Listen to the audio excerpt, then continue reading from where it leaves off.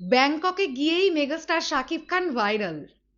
না, কোনো সিনেমার সিকোয়েন্স বা শুট চলাকালীন ভাইরাল এরকমটা নয়, কেউ ভেবো না।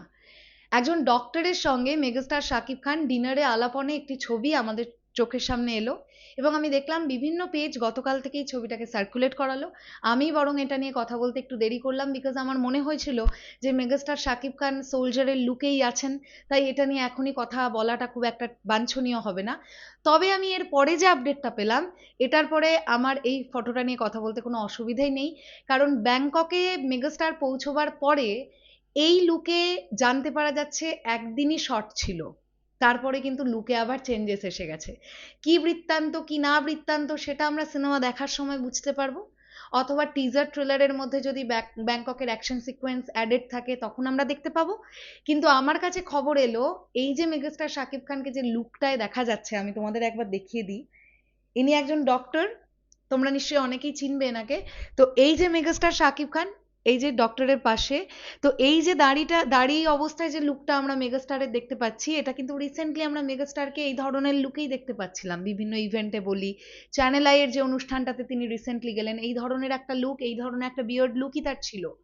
তো তিনি এই বিয়ার্ড লুকটা নিয়েই ব্যাংককে গেছেন, এবং জানতে পারা যাচ্ছে এইরকম দাঁড়িয়ে অবস্থায় একটা দিন শট ছিল মেগাস্টারের। আমরা কিন্তু ইতিমধ্যেই জানি সোলজারে মেগাস্টারের দুটো আলাদা রকমের লুক আমাদের সামনে এসেছিল। একটা হচ্ছে ক্লিন শেভ, শুধুমাত্র গোঁফ আছে।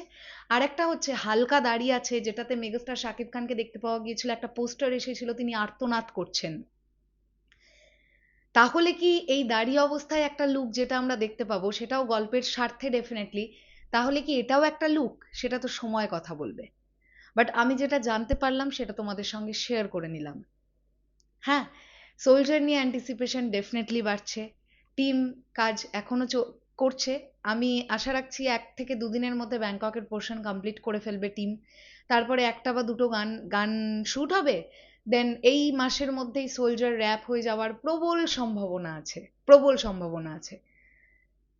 তো যদি অক্টোবরেও ছবিটা রিলিজ করে, জুলাই, অগস্ট, সেপ্টেম্বর, 3টে মাস প্রপারলি ডিরেক্টর সাকিব ফাহাদ সময় পাচ্ছেন সিনেমাটাকে গুছিয়ে তৈরি করার জন্য।